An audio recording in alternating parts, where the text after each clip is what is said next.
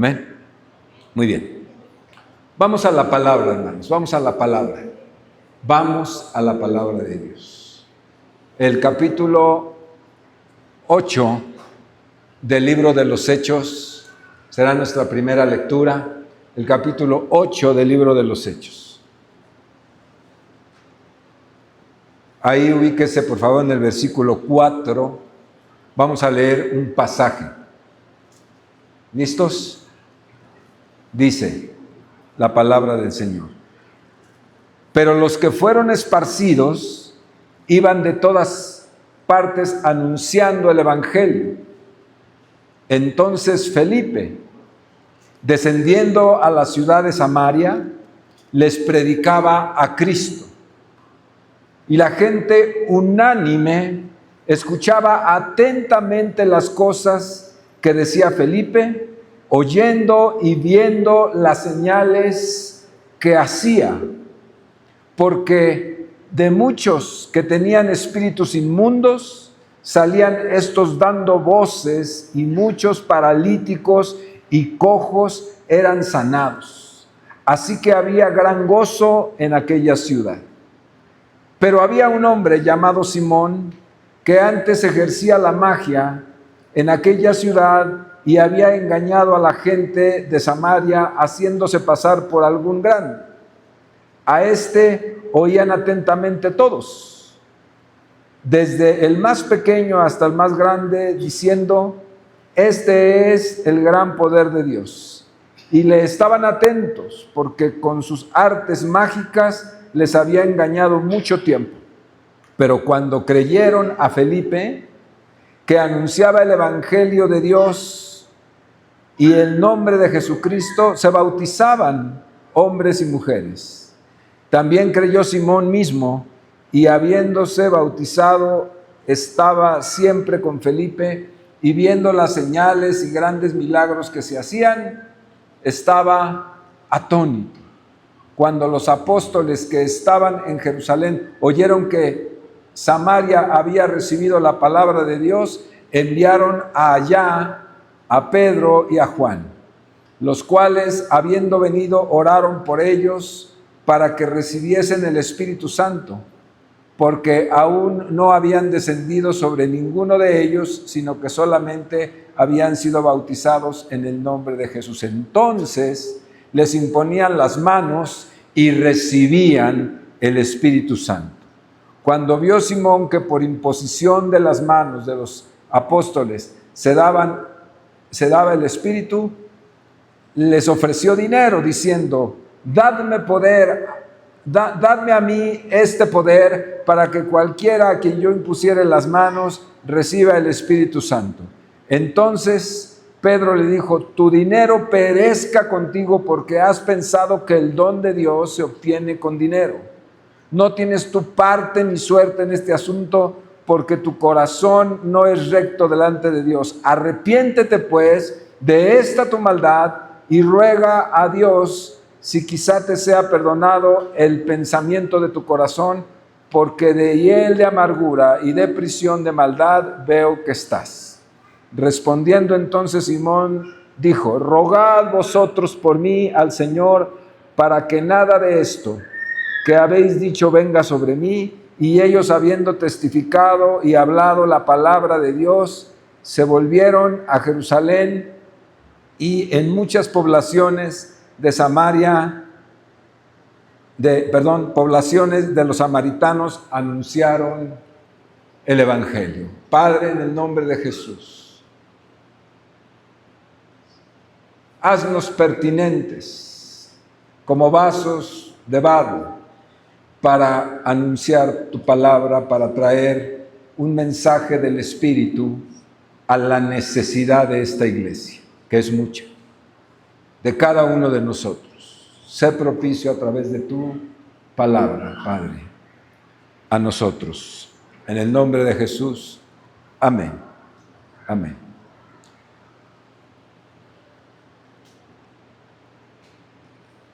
La historia dice que los samaritanos eran unos pseudojudíos.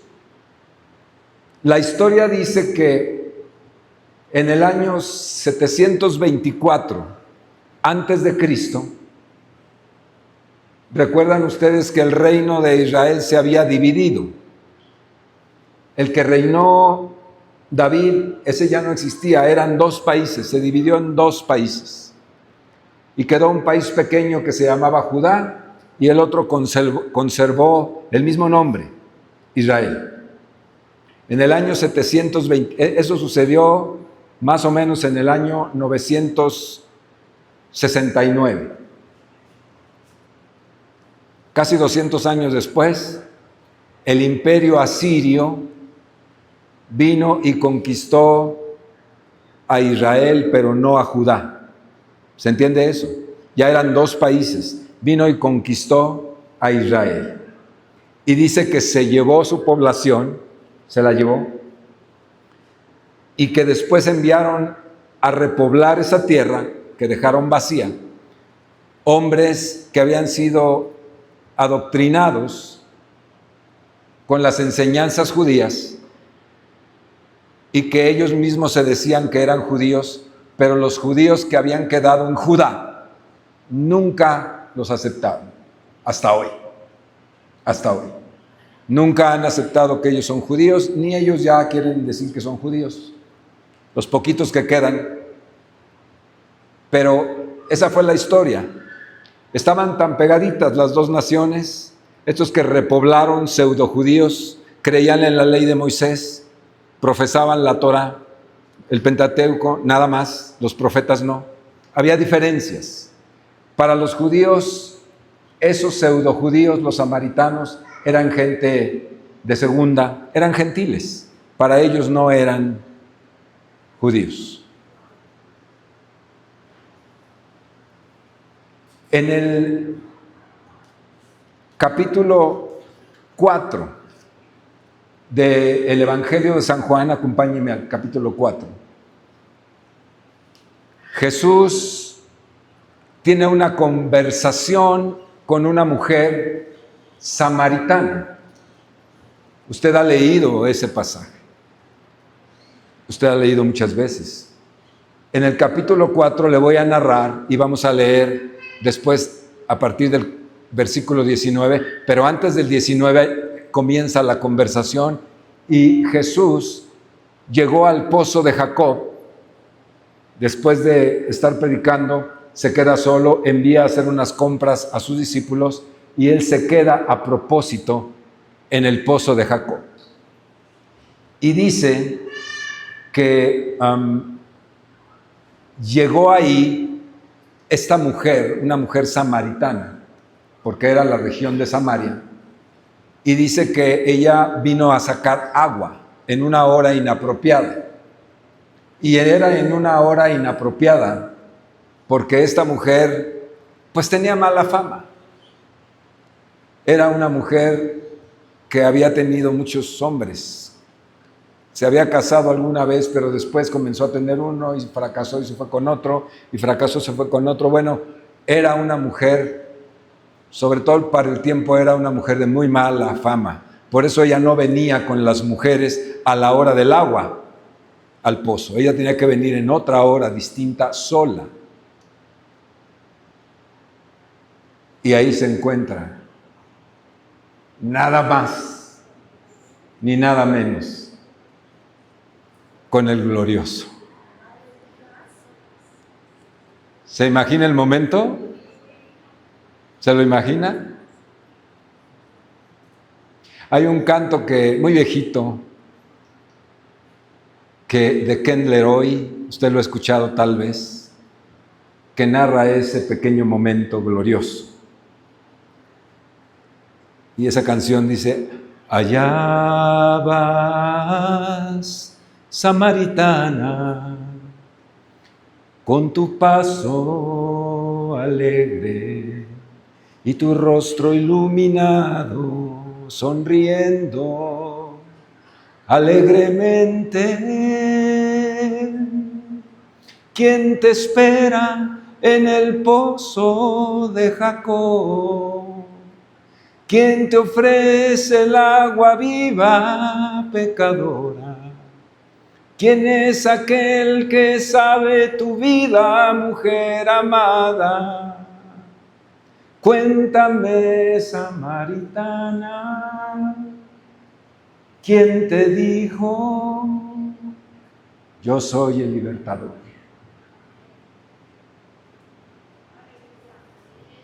Cierre sus ojos un momento. Piensa en la escena. Piensa en la escena. ¡Qué privilegio!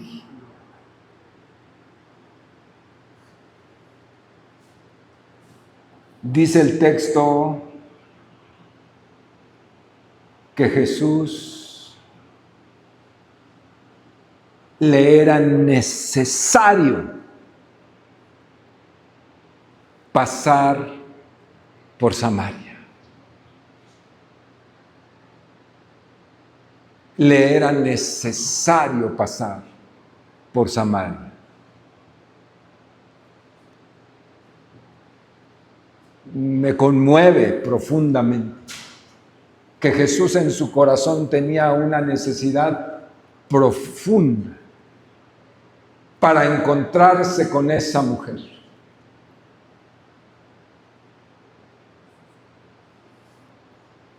Mire, Isaías dice, el alto y sublime, que habita en la majestad de las alturas, entronado en el trono, ahí, en la gloria, rodeado de seres que le adoran, el alto y sublime, se levanta del trono y desciende,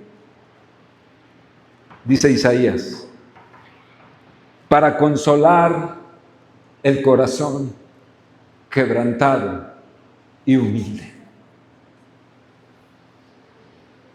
Dejó las multitudes para venir a encontrarse con una mujer quebrantada y humilde.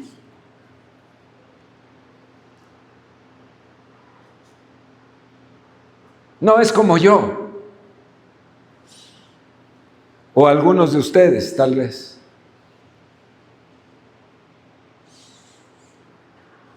Que seleccionamos. Él tiene un atractivo, un magnetismo, le es magnética a la gente quebrada. La gente quebrada.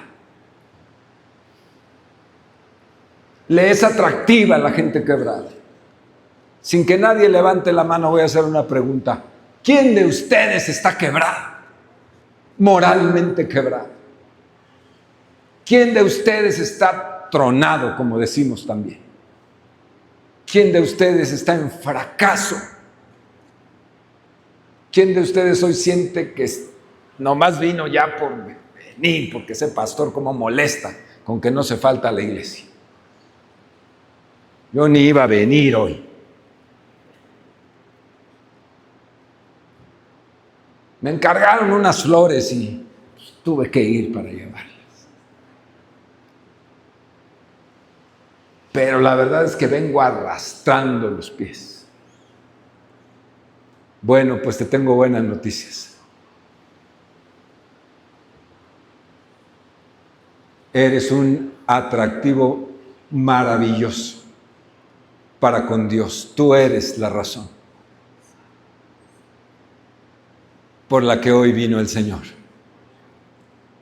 Y se sentó en algún lugar. Aquí no hay un pozo, pero se sentó en algún lugar.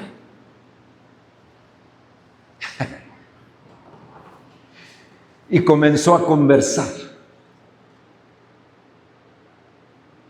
Y la mujer llegó y él estaba sentado ahí. Y ella se dio cuenta rápido que era judío. No sé cómo, pero son iguales. Los samaritanos y los son iguales de apariencia. Quizá cuando le habló, ¿no?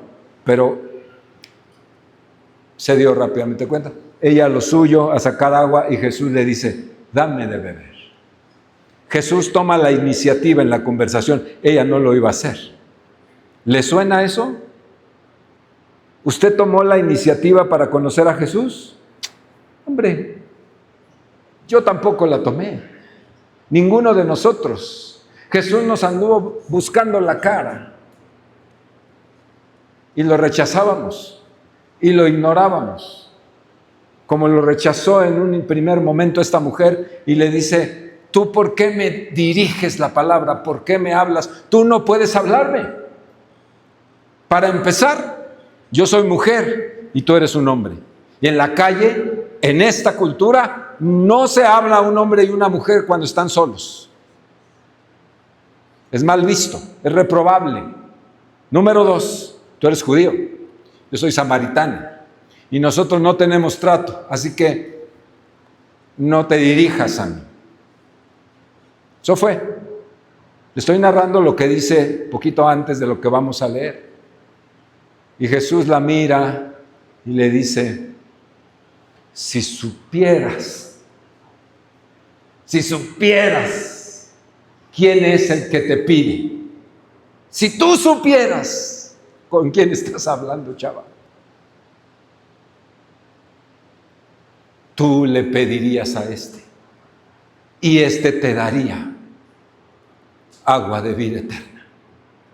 Todo el que beba agua de este pozo volverá a tener sed.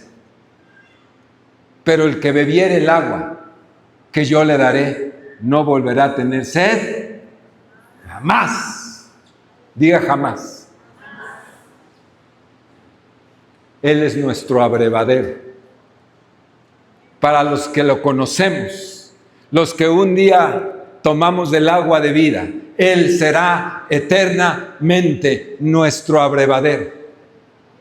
Nosotros los quebrados, los que no somos los eruditos, los que no somos los del conocimiento, los que cojeamos de la pata izquierda o de la derecha o de las dos, nosotros, los terrenales, los que damos 2 pasos para adelante y 4 para atrás, esos, a los que nos señalan los fariseos modernos. ¿Sabe que hay fariseos modernos? Que hacen así.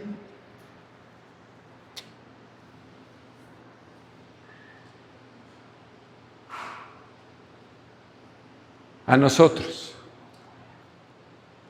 nos dice el Señor: pídeme el agua, te la voy a dar, no volverás a tener sed, jamás. La mujer le dijo: Señor, dame de esa agua, para que no tenga sed y venga otra vez aquí sacarla. Medio le entendía y medio no, ¿verdad?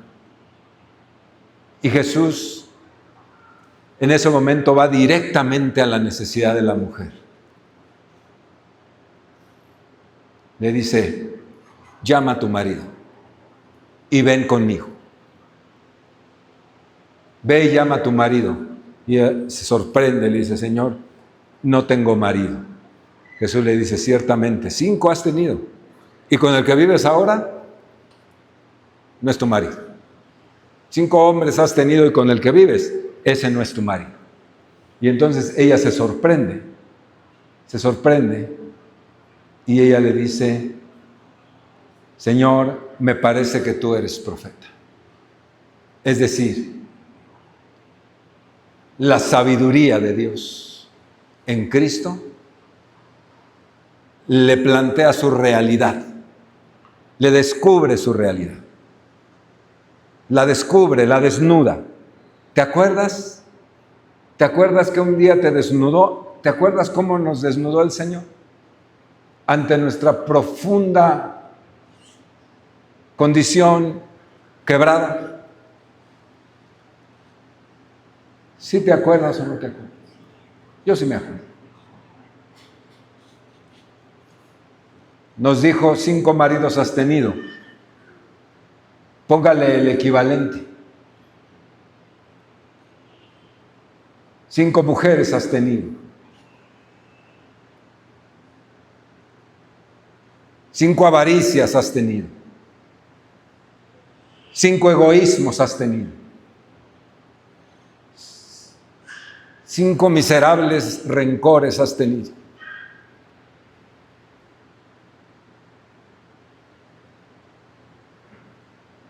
Póngale el equivalente, nada más. Sí. ¿Se acuerdan? Pero no la estaba ofendiendo. Hay una enorme diferencia entre ofender y describir. La estaba describiendo, no la estaba ofendiendo. Le estaba diciendo su condición, su realidad, que ella sabía, pero qué sorprendente que este judío que no me conoce sepa esas cosas. Y aquí el 19, lo voy a leer. Le dijo la mujer: Señor, me parece que tú eres profeta. Y ella le hace una pregunta, ya que estás aquí como profeta. Fíjese, ella era religiosa, porque para preguntar esto debía conocer.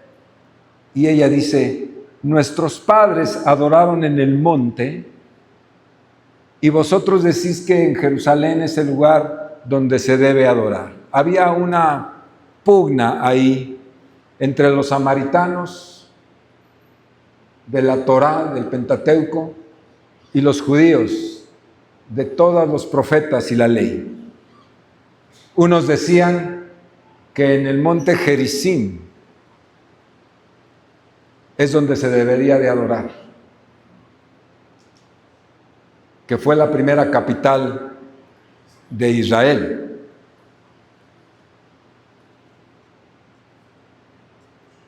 Y que ahí estos samaritanos iban y buscaban al Dios Todopoderoso. Era el mismo Dios.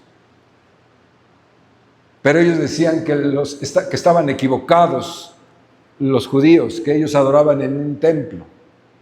Entonces ella le hace esa pregunta y le dice: Señor, ¿dónde se debe adorar? ¿En el monte o en el templo? Dímelo tú. Y Jesús contesta, y aquí vamos a entrar al centro de este mensaje. Mujer, créeme que la hora viene cuando ni en este monte ni en Jerusalén adoraréis al Padre. Vosotros adoráis lo que no sabéis. Nosotros adoramos lo que sabemos, porque la salvación viene de los judíos. Mas la hora viene, y ahora es, cuando los verdaderos adoradores adorarán al Padre en espíritu y en verdad, porque también el Padre tales adoradores busca que le adoren. Jesús hace a esta mujer sencilla una poderosa, profética declaración de una realidad que acababa de ser inaugurada, acababa de iniciar una realidad. Que el reino de Dios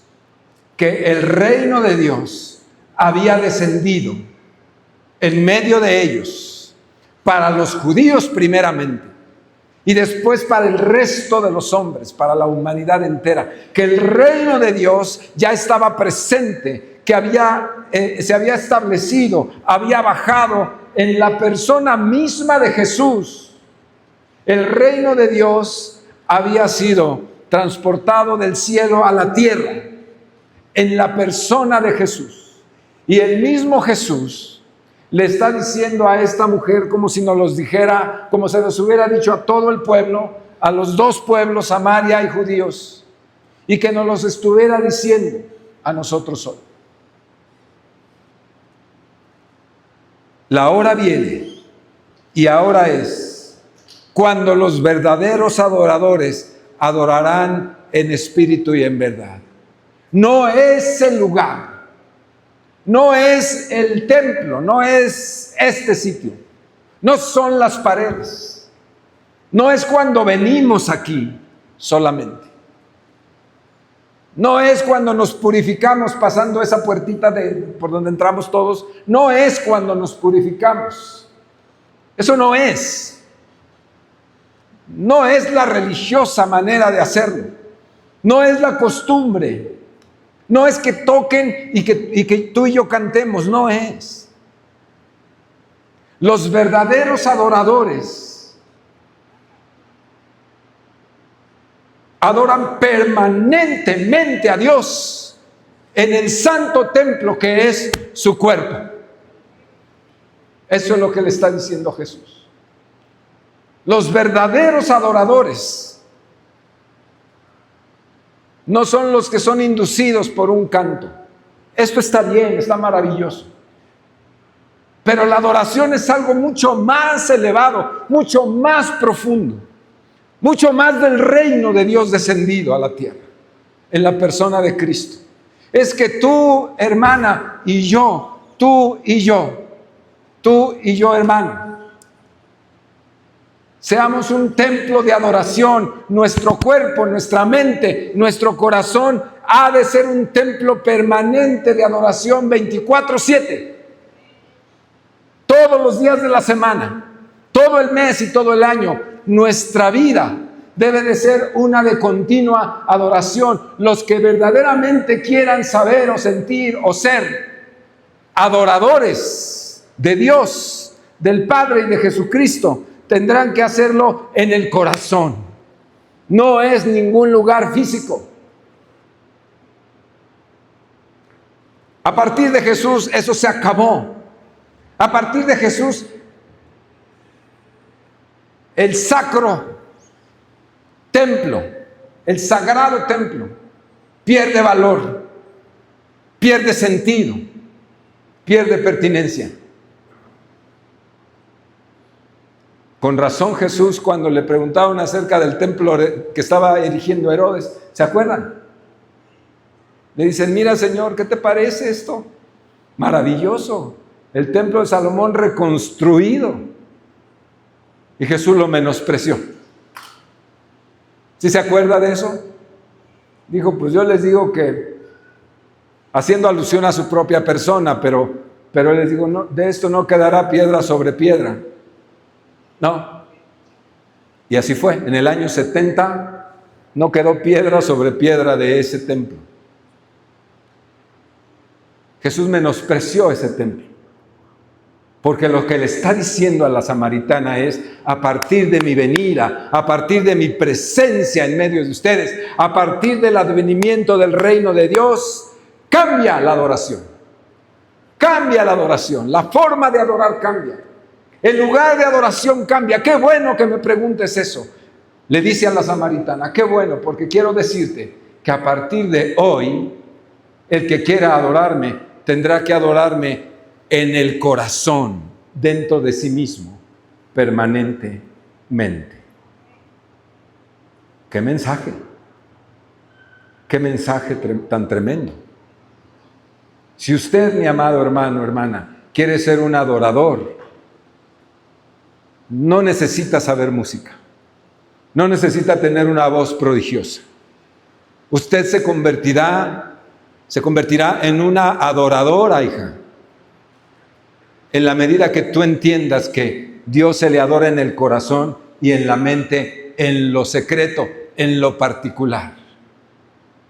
No en la apariencia. No en la apariencia. No en lo que yo presento aquí. No en lo que puedo presentar allá abajo levantando las manos, pretendiendo piedad. Eso no sirve. Eso es liturgia hipócrita. Perdóneme que lo diga. Es hipocresía. Cuando usted levanta las manos, pero su vida va en otra dirección, vive otras cosas diferentes. Cuando yo lo pudiera hacer así y que estoy levantando las manos, pero en el corazón Dios está tan lejos de mí. Mi vida no refleja lo que estoy tratando de decir aquí o el mensaje que estoy enviando aquí. No se refleja, no se ve. Puede decir lo que usted quiera, puedo predicar lo que yo quiera. Pero no hay vida, no hay nada. ¿Para qué quiero un lugar? Jesús está diciendo los verdaderos. Quiere decir que hay falsos adoradores. La hora viene y ahora es en que los verdaderos van a adorar aquí. Los falsos no. Los falsos pueden seguir adorando la liturgia, adorando la catedral, la religión, las costumbres, las tradiciones. Déjalos. Pero los verdaderos, los genuinos, los míos, adorarán aquí y adorarán acá. Y no serán 2 horas, ni 3 horas. Tendrán una adoración permanentemente en la vida propia.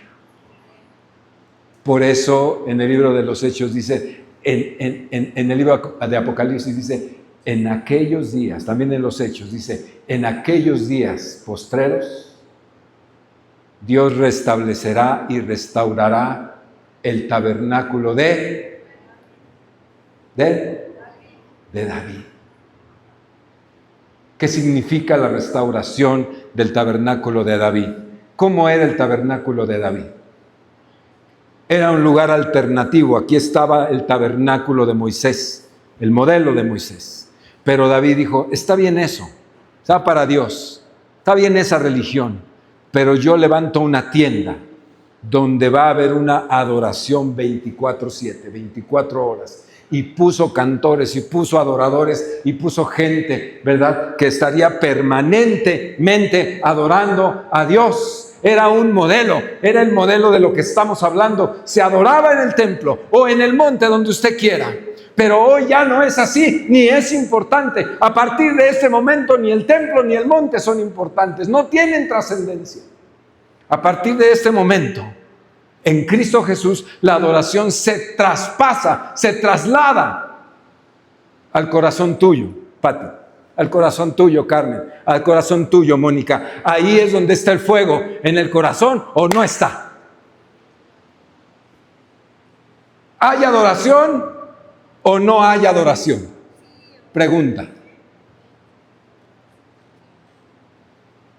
¿Estás en fuego dentro del corazón? Levantando tus manos, aunque no las estés levantando en este momento físicamente, pero tu corazón está conectadísimo con Dios. Todo cristiano, amados, todo cristiano debe saber, debe comprender y debe vivir el hecho de que es un templo de adoración permanente para Dios, ¿o no lo es? Esa es una buena pregunta. Las cosas cambiaron a partir de Jesús. Y nosotros, usted y yo que hemos conocido a Jesús, usted y yo que le hemos experimentado, nosotros debemos ser una antorcha prendida, una adoración continua, todos los días de nuestra vida. Todos los días de nuestra vida. La palabra es, fíjese, dice, en el 24 dice, Dios es espíritu, ¿sí? Y los que le adoran en espíritu y en verdad es necesario que le adore. Dios es espíritu, significa lo vamos a adorar espiritualmente. Dios no es un ídolo, Dios no es una piedra, Dios no es una pintura, Dios no es un madero, Dios no es un templo, Dios no son las bancas sagradas. Dios no es eso, Dios es espíritu. Entonces tenemos que evolucionar e incursionar en la esfera del espiritual. Y para adorarle en lo espiritual, nosotros tenemos que ser espirituales. La adoración a Dios no es un acto litúrgico, no es una acción, no son manos alzadas, no exactamente. La adoración a Dios es la exploración del mundo de Dios, de la dimensión de Dios.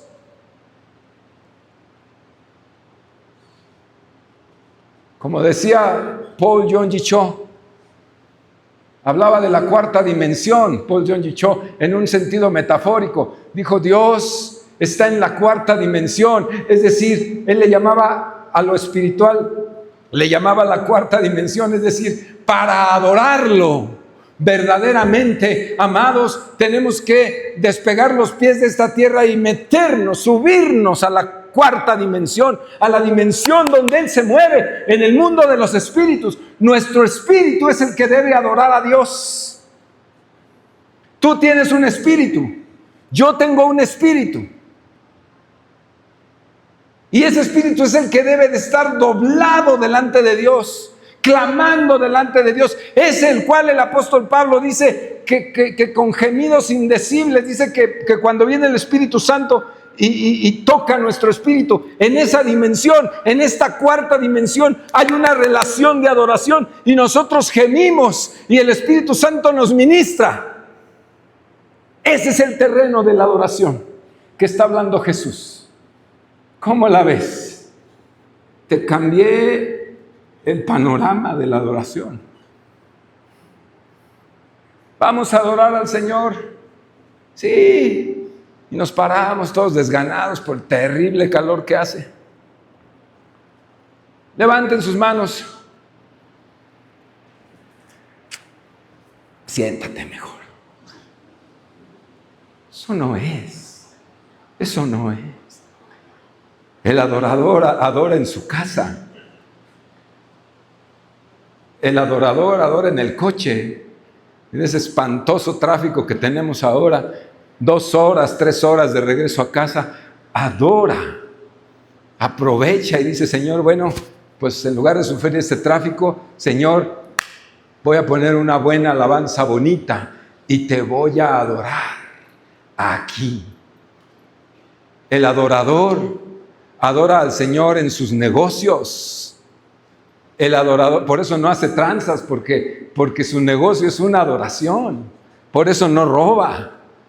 El adorador tiene buenas relaciones interpersonales, perdona porque él sabe que en mis relaciones interpersonales yo estoy adorando a Dios. Yo soy la adoración. Yo soy la adoración. Tú eres la adoración, lo que piensas, lo que dices, lo que haces, cuando duermes, cuando sueñas. Tú eres la adoración. ¿No te ha pasado en algún momento que estás dormido, de repente te despiertas y tienes las manos levantadas? ¿No te ha pasado? ¿A quién le ha pasado eso? Estás adorando al Señor ahí en tus sueños, dándole la gloria a Dios. Evidencia de que eres una adoración. ¿Sí o no? Somos adoradores. Somos gente que por eso no se mezcla al mundo. Este es el tremendo sentido que el apóstol Pablo le dice a Timoteo: cualquiera que milita, es decir, cualquiera que es de Cristo, que milita en los ejércitos de Cristo, no se enreda en los negocios de la vida a fin de agradar a aquel que le llamó por soldado. ¿Cuál es la misión de la vida nuestra? Hacer una enorme iglesia y poner aire acondicionado para que no tengas calor. ¿Verdad que sí? No. Mi misión en la vida es ser un adorador, alabarle, bendecirle. Si este día no se dieron los negocios, la cosa me salió mal, yo de todos modos tengo un día victorioso porque le adoré. Esa es la vida exitosa cristiana, amados. Que no le digan, que no le cuenten, porque le mienten. Ya sé que se predica prosperidad, ya sé que se predican sanidades, ya sé que se predica estatus, televisión, faroles, reflectores, ya sé. Eso no es el cristianismo, perdónenme. Se puede y se vale, sí, pero esa no es la esencia, no es el mensaje. No es el mensaje. El mensaje es que si me despidieron del trabajo, que si se me arruinó la economía, que si se me murió un familiar, perdóneme que lo diga así, que si me dejó la esposa o el esposo engañoso, yo de todos modos le adoré hoy. Y yo estoy en victoria, a pesar de los pesares. No me define la miseria de los demás, ni la misma propia. A mí me define el Señor y a Él le adoro. Por eso Job pudo decir: Jehová dio, Jehová quitó, sea su nombre bendecido para siempre. No me define Televisa. No me definen las corrientes filosóficas nuevas ni las antiguas. A mí me define la fe en el Hijo de Dios. Y yo le voy a adorar hasta que me entierren. Y después de que me entierren, cuando abra mis ojos en su presencia, le voy a seguir adorando. Porque para eso me llamó Él, para ser un adorador permanentemente. Permanentemente. Este era el mensaje. Este es el mensaje que le trae Jesús a la samaritana y le está profetizando y le dice, la hora viene y ahora es, ya llegué, para tu información. Y el impacto que tiene en la vida de la samaritana, el impacto que tiene el mensaje de Jesús cuando le revela su pasado, pero no se queda en eso, sino le revela que si ella quiere, puede adorar en el lugar correcto. La mujer entiende el mensaje, se va corriendo a decirle a los suyos, a su pueblo, a su gente, que hay un profeta allá que le dijo lo que ella era, y eso fue todo lo que ella predicó, y se convirtieron miles de personas, nada más porque ella decía: me dijo lo que yo era, me dijo cómo vivía. Carmelita, me dijo lo miserable que era. Él es el Mesías.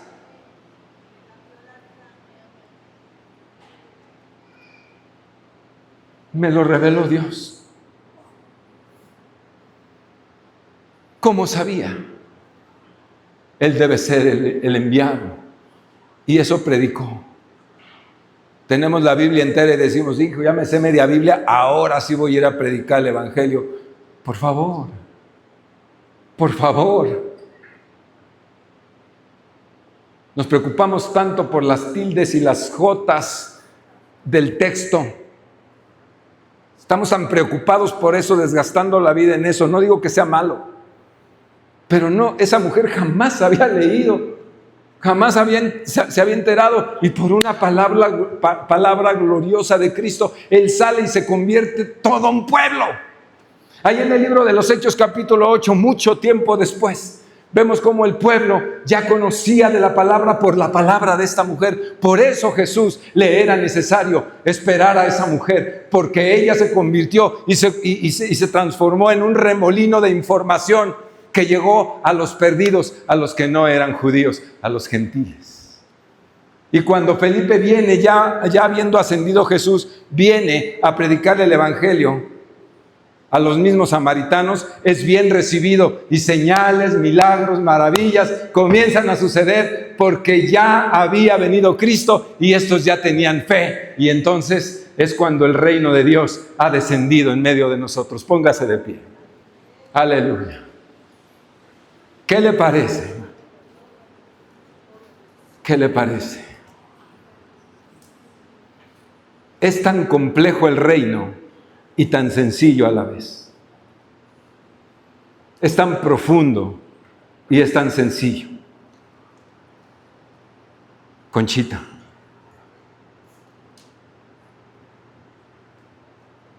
El Señor nos conoce por nombre. A la mujer le dijo, 5 maridos, te digo sus nombres. Qué bien que la conocía, ¿no? A mí también me conoció en mis fechorías. Y sabe los detalles finos. Pero Dios no se asusta ni se admira, ni nos juzga hoy. Él es el juez, pero hoy no está para juzgarnos. Hoy está para atraernos. Hoy está para, estás quebrado. Sí. Te puedo decir cómo estás.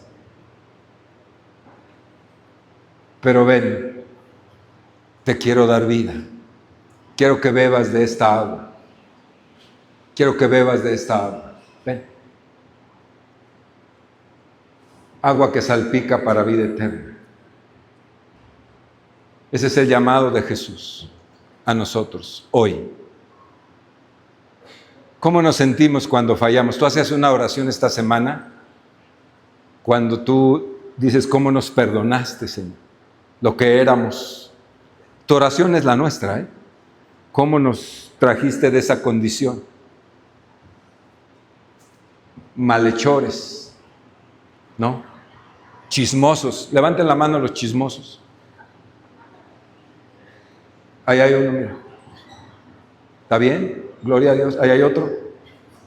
Los dos. Las chismosas. 1, 2. ¿Sí? Bueno, pues eso ha de cambiar. Eso ha de cambiar. Porque eso habla de que estamos quebrados. ¿Verdad? El chisme deshonra.